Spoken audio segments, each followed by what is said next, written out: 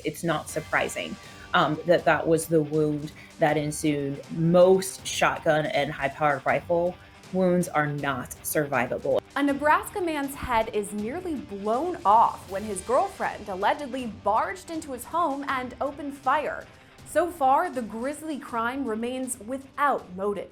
But the reality is if you put a shotgun in someone's mouth or to their head, you're going to blow most of it off. That's just how a shotgun works, unfortunately. I mean, the hole that it's going to leave is this big, right?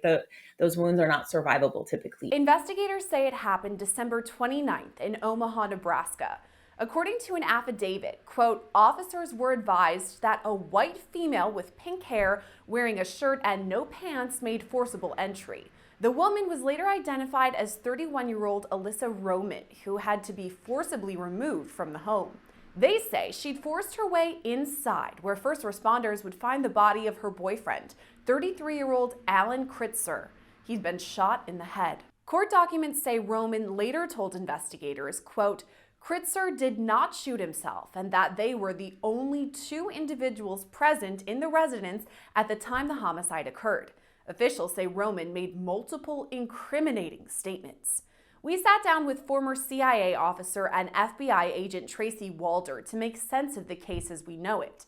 She says shotgun wounds are typically deadly. Statistics show that about 84% of handgun wounds are actually survivable. I think people don't realize that unless you're obviously hit, in the head or in the heart.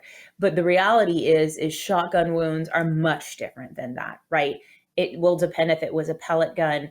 We saw the case in Murdaugh case of Paul's brain being ejected from his skull. And so I think in this case, it's not surprising that that was the wound that ensued. Most shotgun and high-powered rifle wounds are not survivable. And so really, I think what they're looking at the crime scene is this self-inflicted. But because there are two wounds in his stomach and also to his head, but they were probably able to write that off pretty quickly. But really, that's what first responders would be sort of like get the gun away, looking for whether or not there were any signs of life. And obviously there were not in this case. After her arrest, Roman was charged with second-degree murder. Walder says that charge makes more sense than first degree based on the details of the crime. First would really implicate or give the impression that this was premeditated and something that she had planned out. And based on the specifics, at least that I'm reading of this case, I'm not privy to all of them, it does not seem like this is something that was premeditated. It's been reported that the gun was was the victim's gun, meaning she did not bring a weapon to the scene. It was just a weapon of opportunity. Those are all things that would go towards second rather than first degree. So I think that that's the reason. But again, I can only hypothesize. That's an interesting point that you brought up. That is what's being reported, is that the suspect used the victim's own gun and she nearly shot off his head when she killed him. I feel like it almost adds an extra layer to this because his weapon, presumably for his own safety, is what led to his own death. I mean, it's unfortunate, but even if you look at the Murdaugh case, for example, those are weapons that the family owned, right? That they were killed with. And so a lot of times it's what's within arm's length and, what gives people an opportunity. And my guess is it sounds like it was a shotgun that was used, was not locked up, was kept readily available, and was easy for the perpetrator to use in this case. So yes, we don't always see that, right? Typically people do bring weapons, particularly guns, quite frankly, to crime scenes. But in this case, it sounds to me like this is one of those unusual ones. When Roman was initially taken into custody, she, quote, appeared to be displaying signs of excited delirium and was transported to Emmanuel Hospital for evaluation, where she was later medically cleared. Walder says it's possible she was in the midst of a mental health crisis. There's always that possibility, right? There's always a possibility of intoxication, of being high, and, perhaps some kind of severe mental break. And so, Yes, I believe that that is why she was brought to the hospital, because she wasn't answering questions clearly. She may not have been able to stand on her own. She may not have been able to breathe properly. May have been out of sorts. All of those things, and all of those things, quite frankly, will play into her defense if they took blood samples and did toxicology on her. Those will all play into defense, and quite frankly, maybe why they've decided to move forward with second versus first degree murder. What's more, both Roman's and Kritzer's social media accounts seem normal, even loving. Just 24 days before his murder, Kritzer posted this photo with Roman, captioning it "date night." I've done some social media sleuthing on both of their Instagrams, Facebooks, etc. They have so many photos together. They just had a photo a couple weeks ago that they were going out on a date night, smiling, excited, happy. So what does all that mean? I mean, they're posting these photos that they're so in love, but then weeks later, she kills him. Yeah, my gut, and again, I can only go off of what I'm reading. That's incredible that you looked at their social media, is that I believe drugs probably played a part in her breaking, I guess, and shooting and killing him. Now, I don't know if perhaps they had a fight before, and because she was high, which there's been reports that she seemed high, this is how she attempted to resolve this, right? Obviously, in not a logical way. Um, and then also the fact that, the gun was wrapped in lady's clothing and she was found partially clothed. Those are all things. I'm thinking she undressed herself and covered the gun in her clothes, trying to cover her steps in this very illogical way, right? And so what that tells me is this was a somewhat normal, happy couple, right? Obviously, what we see on social media isn't always reality.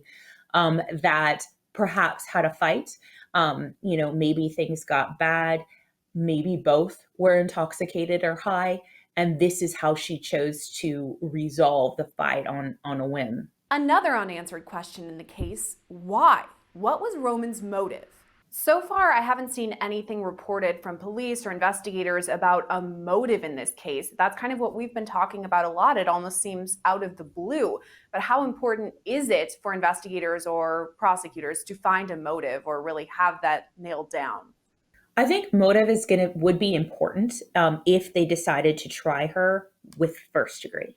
Um, I have a feeling that there maybe isn't a motive necessarily, and that can be hard for a jury to digest if there's no motive. Meaning, there wasn't some large event that occurred that precipitated this, right? It could have just been that kind of small fight. And so I do think the fact that there may not be a clear motive is why they're sticking with those charges. And the fact that that motive could have been because of drugs or a mental health sort of break wouldn't lead to a murder one conviction. The crime itself left behind a grisly scene. Court documents state, quote, officers observed apparent blood on the walls, along with suspected skull and brain matter in the hallway at the top of the main staircase. Walder says investigators on the scene paid close attention to these details. But I think in this case, what police are probably looking at here is the trajectory of the bullet wounds. Is this something that could have been self-inflicted? Because they're looking at what a defense could probably be. So that's probably what they're doing in terms of recreating bullet trajectories and those kinds of things. Which one happened first? Maybe you could survive a wound to your stomach, but not obviously the one to his head that was catastrophic. Those are the things that they're looking at. They're probably going to swab the victim's hands for gunpowder residue as well, to see if he had the gun in his hands at any point. Obviously, they're going to swab the perpetrator's hands as well. As the investigation continues, Walder says officials will take a look at both Roman and Kritzer's phone history. Particularly, too, if you had mentioned that their last social media post was a few weeks ago, then in my opinion, they're probably going to really be looking at text messages and call logs as well, since obviously their social media would be predated back about a month or so.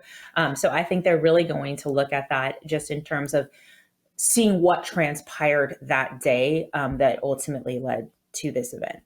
What sort of things would they be looking for in those past communications and texts, whether they had gotten in an argument, or what would it look like if they hadn't argued at all? I think that they're looking for, if there was an argument, were both of them high? Were there any drug deals that were being done on their phones? Those I think would be key in terms of what they're looking for. I think, yes, they will go to prove a motive, but again, I'm not necessarily sure that it matters here. Right now, Roman is being held without bond. Her next court appearance is scheduled for February 14th. Reporting for Law&Crime, I'm Gillespie.